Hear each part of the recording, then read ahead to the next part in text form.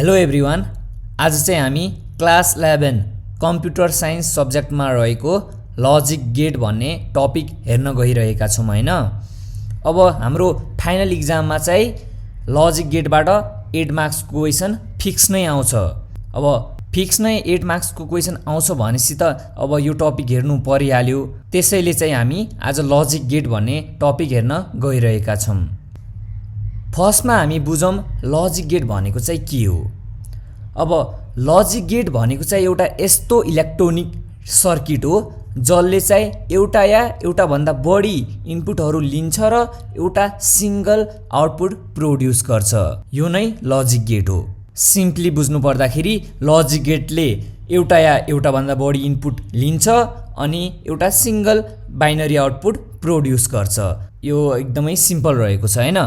त्यसैगरी अब गेटहरूको बारेमा हेर्नुभन्दा अगाडि एउटा सिम्पल कन्सेप्ट बुझिराखौँ हैन। अब हाम्रो चाहिँ अब कम्प्युटर हुन्छ नि, त्यो कम्प्युटरले चाहिँ 0 र 1 मा मात्र काम गर्छ, 0 र 1 मात्र बुझ्ने गर्छ के। अब त्यसमा चाहिँ हाम्रो अब 0 भनेको के त अफ भयो के त फल्स भयो, जे बुझ्दा नि भयो। अनि 1 भनेको चाहिँ हाम्रो अन या ट्रु भनौँ हैन। अब चाहिँ हामी ढिला नगरिकन टाइप अफ लजिक गेटतिर लागौँ हैन। अब हाम्रो मेनली चाहिँ हामीसँग 7 वटा लजिक गेट छ हैन। त्यसमा चाहिँ हाम्रो के छ भन्दाखेरि AND gate, OR gate, NOT gate, NAND gate, NOR gate, XNOR gate र एक्स अर गेट हैन। अब पालै पालो सबै गेटहरूको बारेमा पढौँ। हाम्रो अब फर्स्टमा रहेको छ एन्ड गेट। अब एन्ड गेट भनेको चाहिँ के हो। अब एन्ड गेट भनेको चाहिँ हाम्रो एउटा यस्तो गेट हो हैन, एउटा यस्तो लजिकल गेट हो जसले चाहिँ दुईटा इनपुट ट्रु छ भनेपछि मात्र ट्रु आउटपुट दिन्छ, अदरवाइज फल्स आउटपुट दिन्छ। अब यस्तो टाइपको लजिक गेट भनेको एन्ड गेट भयो हैन। अब यहाँ डेफिनेसन हेर्नुपर्दा टेक्स 2 or more इनपुट, 2 या 2 भन्दा बढी इनपुट लिन्छ and produce a true output only when all the inputs are true.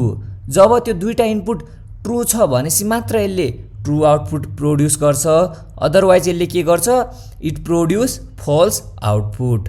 अब हामीले अब इक्जाममा चाहिँ हाम्रो कसरी आउँछ भनेपछि अब क्वेसनहरू चाहिँ अब इक्जाममा कसरी भन्छ भनेपछि वाट इज लजिक गेट भनेर भन्छ, अनि describe the any 4 logic gate यस्तो यस्तो भनेर भन्छ। अनि यिनीहरूसँग चाहिँ अब हाम्रो यिनीहरूको algebraics expression, logical symbol, truth table बनाउनु पर्ने हुन्छ। यो सबै जोडेर 8 मार्क्सको क्वेसन आउँछ। कुनै बेला चाहिँ भेन डायग्राम पनि सोध्ने गर्छ, त्यो पनि हेर्नु पर्ला। अब चाहिँ हामी यसको लजिकल सिम्बल हेरौँ। यसको लजिकल सिम्बल चाहिँ यस्तो हुन्छ है। यहाँबाट एउटा ए भन्ने इनपुट गयो, बी भन्ने इनपुट गयो, अनि यो चाहिँ यो सिम्बल भयो हैन। अनि यहाँबाट चाहिँ एउटा आउटपुट निस्क्यो वाई, यो आउटपुट निस्क्यो हैन, एउटा मात्र आउटपुट निस्क्यो। अब चाहिँ अब यसको अल्जेब्रिक एक्सप्रेसन चाहिँ के हुन्छ भनेपछि Y is equal to A dot B, यो वाई भनेको चाहिँ ए डट बी भयो हैन। अब यसको ट्रुथ टेबल, अब यसको ट्रुथ टेबलमा चाहिँ अब हामी जस्तै हामीसँग दुईटा इनपुट छ, एउटा ए भन्ने इनपुट, एउटा बी भन्ने इनपुट हैन। अनि त्यसले के प्रोड्युस गर्छ, एउटा वाई भन्ने आउटपुट दिन्छ हैन। हामीले के पढे, एन्ड गेटले चाहिँ दुईटै इनपुट ट्रु भएपछि मात्र ट्रु आउटपुट दिन्छ, अदरवाइज फल्स आउटपुट दिन्छ। भनेपछि हामीसँग दुईटा इनपुट, यो फल्स आउटपुट, दुईटै फल्स आउटपुट छ भनेपछि फल्स नै दिने भयो यहाँ। अनि यो चाहिँ अब फल्स छ, यो चाहिँ ट्रु छ भनेपछि यसले फल्स नै दियो। अनि ए भन्ने ट्रु छ, यो चाहिँ फल्स छ भनेपछि यसले फल्स नै दियो। अनि यहाँ चाहिँ हामीसँग दुईटै इनपुट, यो पनि ट्रु छ यो पनि ट्रु छ, दुईटै ट्रु भएपछि यसले के गर्यो, ट्रु नै आउटपुट प्रोड्युस गर्यो। यो नै एन्ड गेट हो। अब सिम्पल नै रहेको छ, त्यस्तो कम्प्लेक्स केही नि छैन हैन। अब यसको भेन डायग्राम पनि हेरौँ। अब कुनै बेला इक्जाममा सोधिदियो भनेपछि अब हेरिराखेका त हुनु पर्यो लेख्नलाई। अब हामीले यसको भेन डायग्राम बनाउँदाखेरि के गर्नु पर्यो भनेपछि यो जुन ए र बी को इन्टरसेक्सन पार्ट हुन्छ त्यसलाई चाहिँ यसरी कोरिदिने, अब भइहाल्यो। यति नै हो यसको भेन डायग्राम। अब अलिअलि हेरेर जाने अनि लाइक इक्जाममा गर्न सकिहालिन्छ। अब चाहिँ हामी अर्को गेटतिर लागौँ है। हामीसँग अर्को गेट छ अर गेट। अब अर गेट भनेको के हो। अब अर गेट भनेको चाहिँ अब के हो, अब an OR gate is a logical gate that takes 2 or more input and produce a true output. When at least one input is true, otherwise it produce false. अब OR गेटमा चाहिँ के हुन्छ भन्दाखेरि यसले चाहिँ कुनै एउटा इनपुट, त्यो दुईटा इनपुट मध्ये कुनै एउटा इनपुट ट्रू छ भनेपछि यसले ट्रू आउटपुट प्रोड्युस गर्छ। यहाँ भनेकै छ it produce a true output when at least one input is true. कुनै एउटा इनपुट पनि ट्रू छ भनेपछि यसले ट्रू आउटपुट दिन्छ, अदरवाइज दुईटै इनपुट फल्स छ भनेपछि यसले फल्स आउटपुट दिन्छ हैन। अब यसको लजिकल सिम्बल हेर्नु पर्दा के हुन्छ भनेपछि ए र बी दुईटा इनपुट गयो अनि यो चाहिँ बनाउने, अनि यहाँबाट के निस्क्यो वाई भन्ने आउटपुट निस्क्यो। अब वाई भनेपछि के भयो ए प्लस बी भयो हैन। यो चाहिँ अब यसो याद गरेर जाने इक्जाममा अनि बनाउन सकिहालिन्छ। अनि यसको चाहिँ अल्जेब्रिक एक्सप्रेसन के छ भन्दाखेरि y is equal to A plus B. हाम्रो एन्ड गेटमा के थियो ए डट बी, अनि यसमा चाहिँ के छ ए प्लस बी नझुक्किने है। अब यसको ट्रुथ टेबल, अब ट्रुथ टेबल पनि सजिलो छ है। हामीले के भनेको थिए यसले चाहिँ एटलिस्ट एउटा इनपुट ट्रू भयो भने चाहिँ यसले ट्रू आउटपुट दिन्छ, दुईटै फल्स भएपछि मात्र फल्स दिन्छ। अब हेरौँ है, यो दुईटै इनपुट हाम्रो फल्स छ, त्यतिखेर मात्र यसले के गर्यो फल्स आउटपुट दियो। अदरवाइज यहाँ हेर हामीसँग अब यहाँ एउटा यहाँ इनपुट ट्रू छ भनेपछि ट्रू दियो, एउटा इनपुट ट्रू छ भनेपछि ट्रू दियो, अनि दुईटै इनपुट ट्रू भएपछि त यसले ट्रू नै दिने भयो हैन। यति नै छ हाम्रो ट्रुथ टेबलमा हैन। अब यो चाहिँ अब सजिलो नै छ, अब एकचोटि प्र्याक्टिस गर्दा भइहाल्छ। अब यसमा चाहिँ अब भेन डायग्राम चाहिँ के छ भनेपछि सबै ए र बी को सबै पार्टलाई चाहिँ हामी के गरिदिने यसरी कोर्दिने अनि भइहाल्यो हाम्रो। त्यही नै हाम्रो भेन डायग्राम हो है। अब चाहिँ हाम्रो नेक्स्ट गेट रहेको छ नट गेट। अब नट गेट भनेको के हो अब यो हेरौँ है। Not gate is a logical gate that takes one input and produce the opposite output that is true becomes false and false become true हो। अब यसले के भन्छ भन्दाखेरि अब नट गेट भने एउटा यस्तो गेट हो जसले चाहिँ एउटा इनपुट लिन्छ अनि त्यो इनपुट जे छ त्यसलाई उल्टो बनाइदिन्छ। हामीले अब ट्रू इनपुट दियौँ भनेपछि त्यसले फल्स बनाइदिन्छ, फल्स आउटपुट दियो भनेपछि यसले ट्रू बनाइदिन्छ। त्यही नै नट गेट हो। एकदमै इजी रहेको छ यो, सबभन्दा इजी भनेकै हाम्रो नट गेट हो है।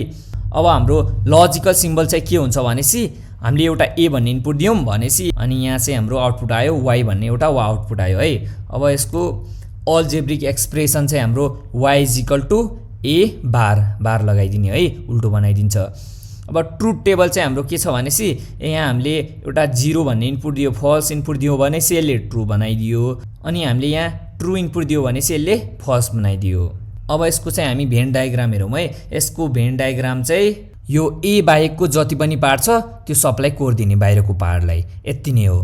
अब चाहिँ हेरौँ है न्यान्ड गेट। अब न्यान्ड गेट भनेको चाहिँ के हो?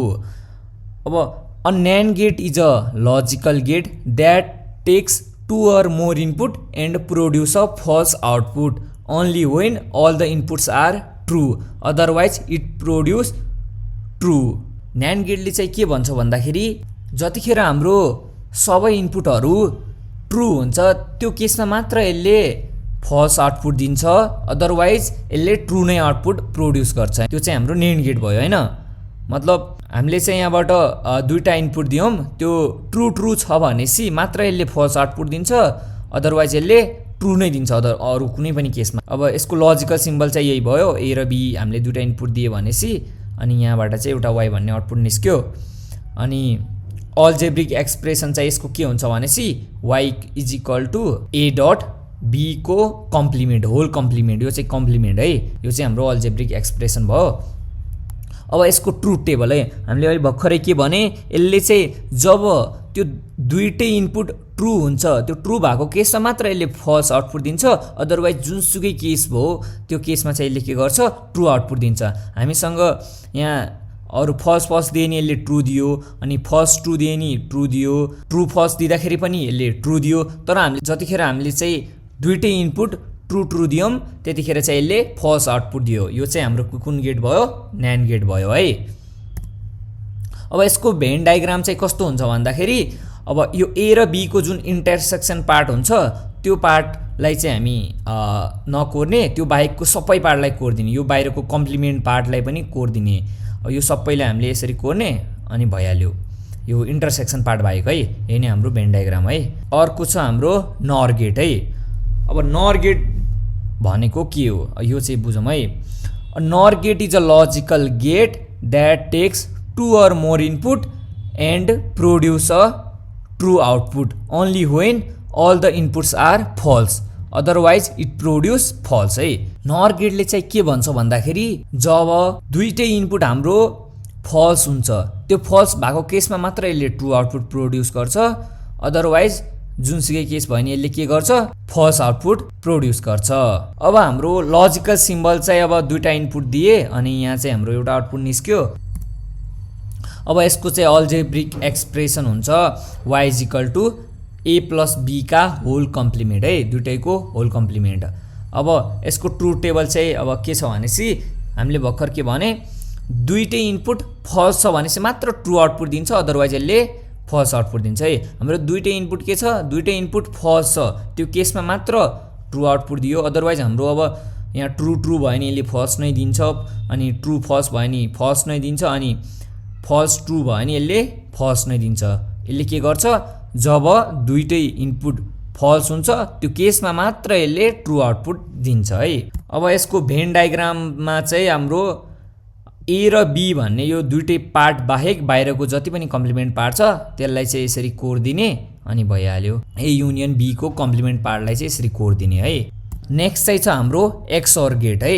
अब यो भनेको हेरौँ, an XOR gate is a logical gate that takes 2 input and produce a true output when the inputs are different, otherwise it produce false। XOR गेटमा चाहिँ हाम्रो के हुन्छ भन्दाखेरि यसले चाहिँ ट्रु आउटपुट प्रोड्युस गर्छ जतिखेर हाम्रो त्यो इनपुटहरू हुन्छ नि त्यो चाहिँ डिफरेन्ट हुन्छ, अदरवाइज यसले के गर्छ, फल्स आउटपुट दिन्छ है। XOR गेटमा चाहिँ हाम्रो के भयो, दुईटै इनपुट डिफरेन्ट छ भनेपछि मात्र ट्रु आउटपुट आयो, अदरवाइज फल्स आउटपुट आयो है।